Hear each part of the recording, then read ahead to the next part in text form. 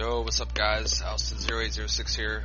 Been getting a lot of questions in the channel about this Strafe build. A lot of people want to know what's going on here and how they can do it as well. So we're going to go over it today and give you guys the heads up on it so you guys can do this stuff too.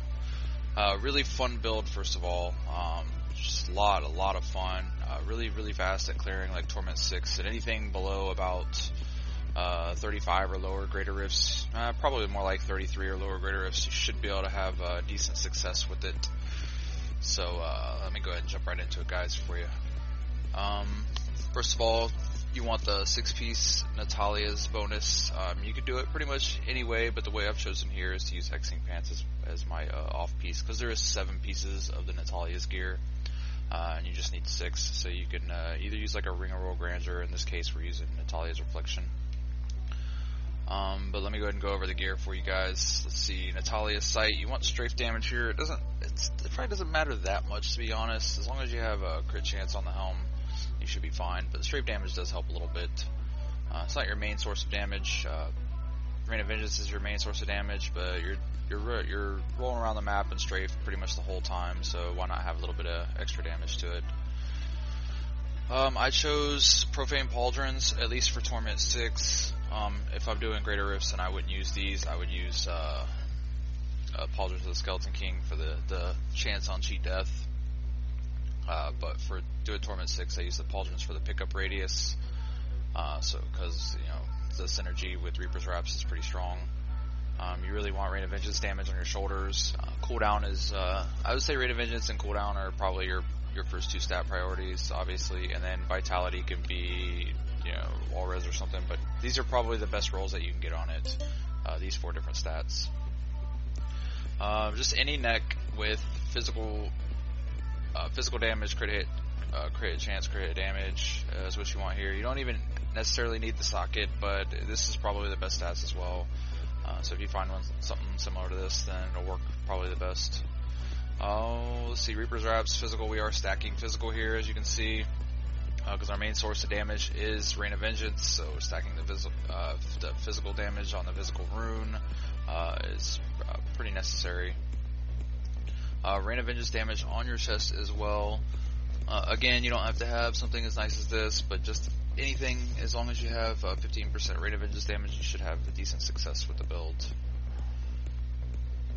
Cooldown, crit chance, crit damage, gloves.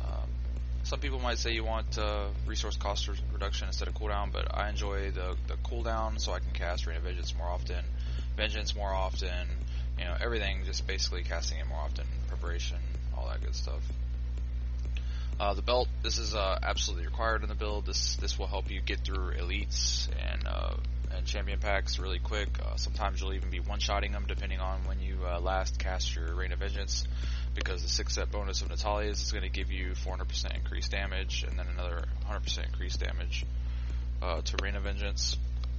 So if you can cast your second Rain of Vengeance 5 seconds after the first one when you run into a pack, basically, then you should be able to one-shot most packs, but not all of them.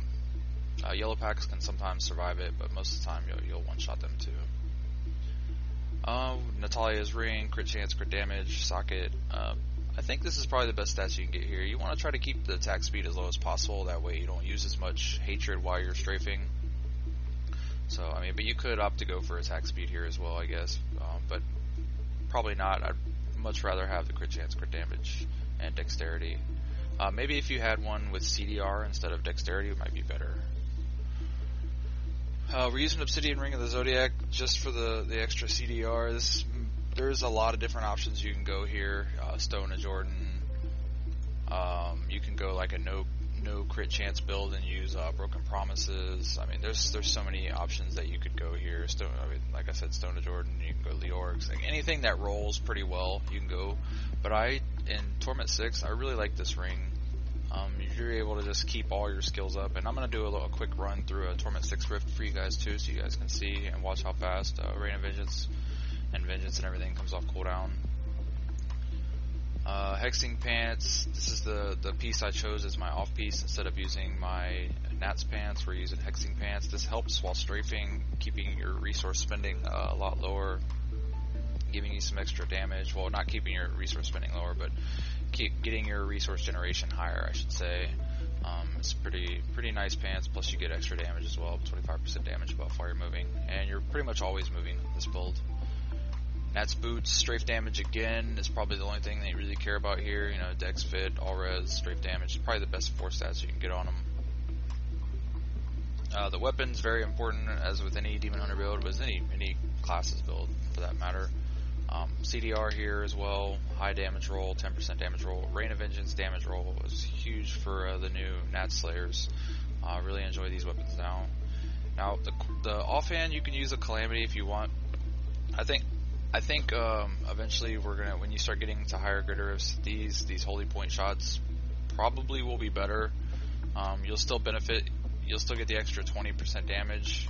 Basically, I mean, these roll like 15 to 20 or something like that. You're seeing like 19s and 15s and stuff here for damage rolls, like elemental damage rolls, like physical 15 here. But you're gonna get crit chance. You're gonna get Rain of Vengeance damage. You can possibly get cooldown, which probably not with the holy point shot since it has elemental damage. You're probably not gonna get the cooldown, but you can get get crit chance and Rain of Vengeance damage, which is sweet. The attack speed might hurt a little bit because you're going to spend more hatred while you're spinning. It just depends on how far along your build is. If you're not having any problems with hatred at all, excuse me, you can probably opt to try out, if you get a really good holy point shot, opt to try it out instead of the Calamity. It should be able to be just as effective, if not more effective. Alright, so as for the gems, we're using Bane of the Trapped. You're kind of in the middle of a lot of stuff. Pretty much the whole time you're just like spinning around in the middle of it, so you're proccing your own Bane of the Trapped with the secondary on the Trapped.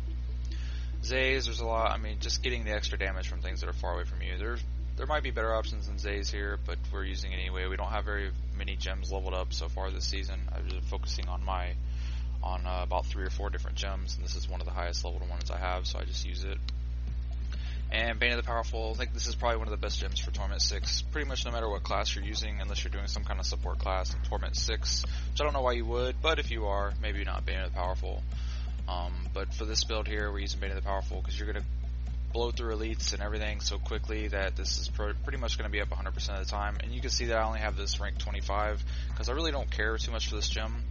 Is why I haven't focused on leveling it this season, but it does work well in Torment 6. Alright, as for the skills, we're using Strafe, Drifting Shadow. Only reason we're using Drifting Shadow is to keep the movement speed up while we're moving from pack to pack. This is not necessary if you start doing greater rifts with this build. You want to move on to a different, like Rocket Storm or something, depending on what you're stacking. If you're stacking fire like Rocket Storm, physical, you might want to try out the Stinging Steel or something cold, Icy Trail, something like that. Rain of Vengeance, this is your main source of damage right here. Rain of Vengeance has gotten really, really strong with the new Natalia's gear. We're stacking physical, like I said, so we're going Dark Cloud. Just because you're not really focused on something, and this will launch arrows, a volley of arrows, like over 8 seconds, they're like falling everywhere for you. I like this Rain of Vengeance for this build. Focus Mine and Smokescreen together. You're using Smokescreen quite often because of the movement speed buff. We're using Displacement Rune on this because you get 100% move speed, so you can blow through things really quick. And you're using it a lot, so we're using Focus Mind to kind of keep up our discipline. And then remember, the Obsidian Ring of the Zodiac is going to keep this up a lot. So you're gonna run out of resources if there's no density from time to time. But for the most part, in any kind of dense Torment 6 Rift, you're probably not going to run out of either one of your resources. We're using Bat Companion as well. Since we are using Hexing Pants, anything that gives you some kind of hatred regen is amplified by the Hexing Pants, so you want to kind of have some hatred regen. Vengeance Seed, again, hatred regen, so it gets amplified by the Hexing Pants. Plus, this is nice for getting, if you get low on hatred, this, it blows it right up. It just shoots your hatred right up to full, like almost every time. It's really nice.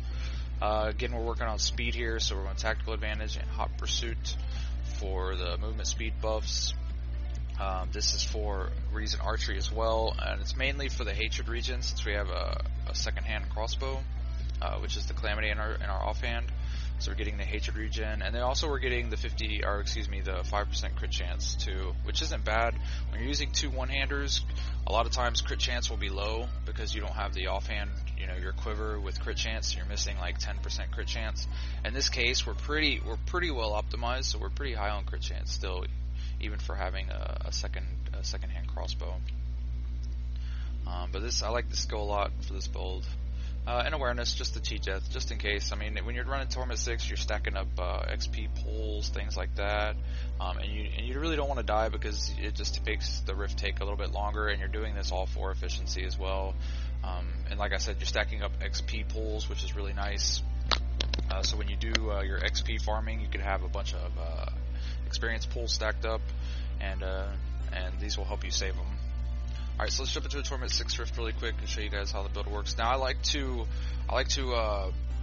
numlock trick a lot of these skills. Like my as you can see, my preparation just went off, and then now my seeds will go off, and then also my wolf my bat companion I like to numlock. So these will just auto cast whenever they're off cooldown. You don't have to do that. You can cast them yourself if you want, but just in Torment 6, I'm constantly like looking over at chat and stuff like that. So paying attention to my skills isn't really easy for me to do whenever I'm streaming. Alright, we got a pretty good map. You don't have to hit these. Let's see.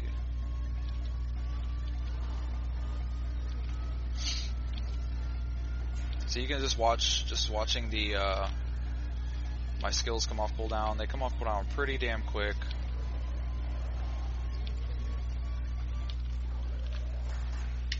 Pretty much want to focus on elites too most of the time.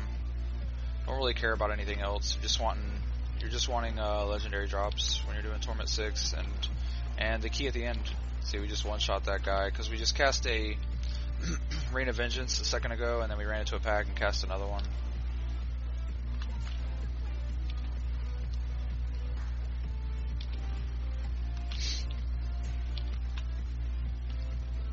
So you see, we're always casting displacement to your smoke screen, constantly casting it. You just always want to be getting to the next pack, so you can keep the Rain of Vengeance 400%, or the Natalia's 400% damage buff up.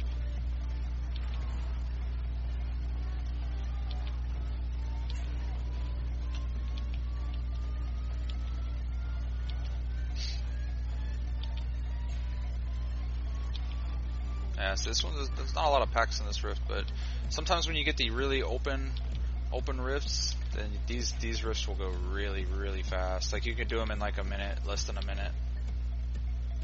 Alright, we'll pick this up.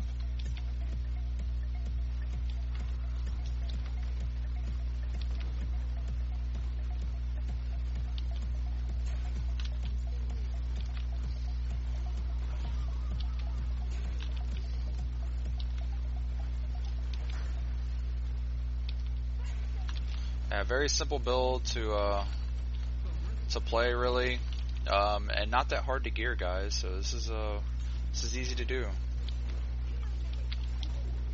And before I die on Gom, we got a nice little amulet. All right, guys. Well, I hope you enjoyed this. I hope this helps you.